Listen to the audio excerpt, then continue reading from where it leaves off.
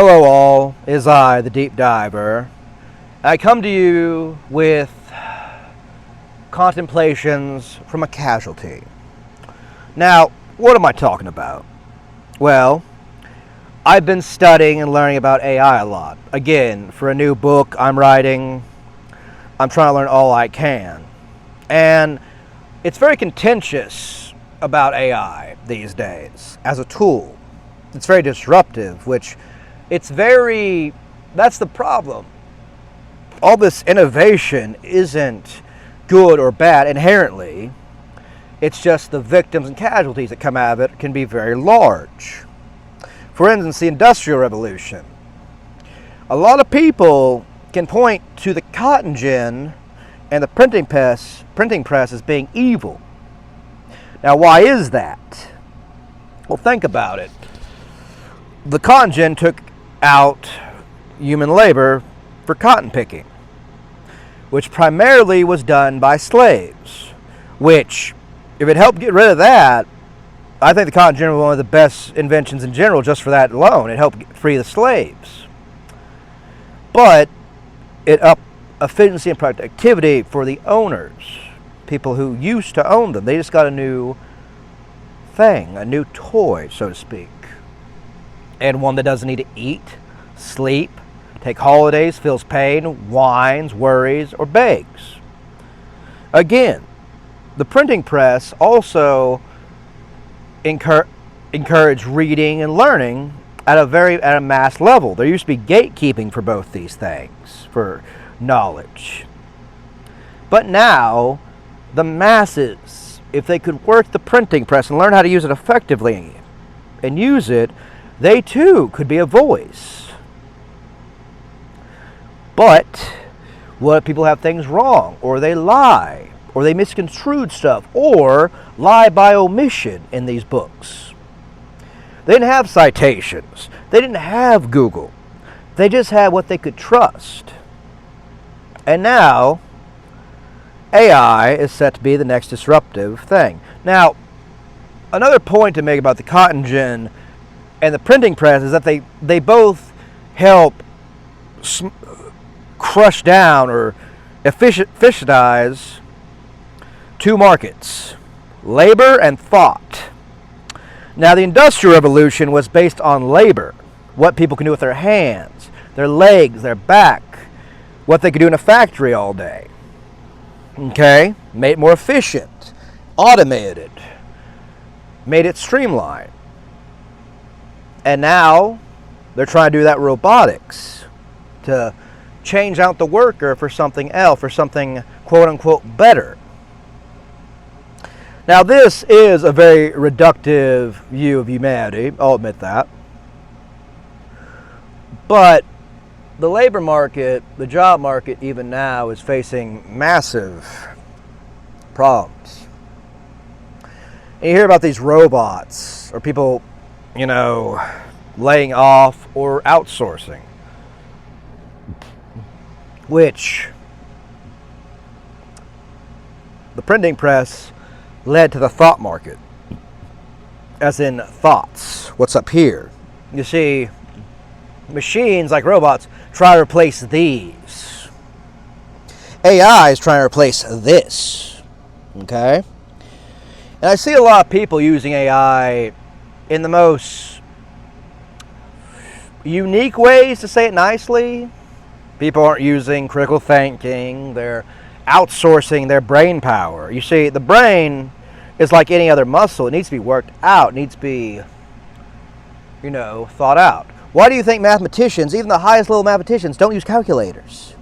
Because they don't want to lose that ability. All math is following instructions. Yeah, that's why I'm bad at math. I'm not very good at that. But that's all it is. And reading is deciphering abstract concepts. Words themselves are very abstract.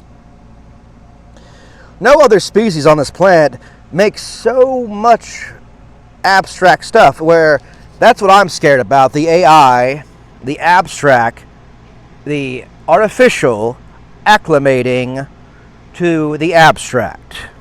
Like if these machines get desires, they get hope, they get ideas, not formed from any other thing. It's just organic, but it's coming from a machine. A bloom of creativity from a machine. Very fascinating. Now, I personally never used AI. I don't want to, really. But I might change my mind. I don't like feeling behind. That's what a big problem was for me. And that's done to myself. I'm very behind in life. Very behind. Mostly going to college. Shouldn't have done that. Mistake. And I see AI taking over learning, which I think is a huge problem. Because you see, I wrote in my book called Play to Learn. So you see animals, you see them playing. Well, they're not playing, they're learning. For instance, you take a pack of wolves. You'll have a segmented population. You'll have the pups, older pups, adults, older adults. And it's the job of the older adults to teach the young. You'll see them playing, but you see them sneaking, pouncing, prowling, not being greedy, and honing those instincts that are in them. They need to be pared down. They need to be sharpened. They need to be strong. Okay? And we as a species, for a long time, seem to want to outsource that. And now a lot of our kids can't read at all.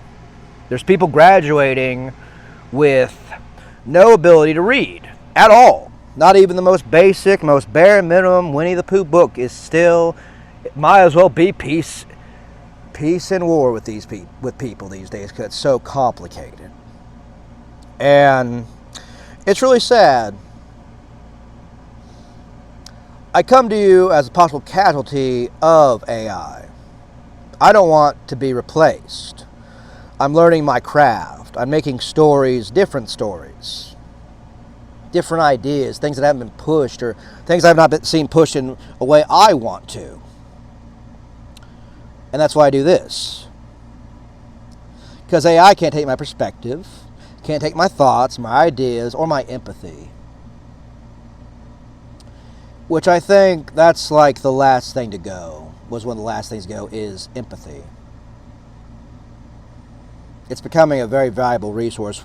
Even more, much more valuable, because I want to get personal with my fans or my audience. I want to see that human connection. Okay? Because you can't replace that. You just can't. People know.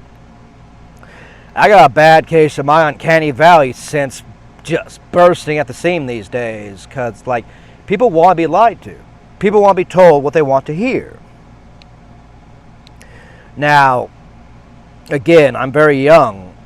I have not lived too long. I don't know if this has always been the case, but just growing up, I realized how much people will just do anything at all, in their power and beyond, to not do the things they need to do. And again, people, even kids in middle school and high school, are using ChatGPT, Gemini, Claude, and all these other programs to get ahead.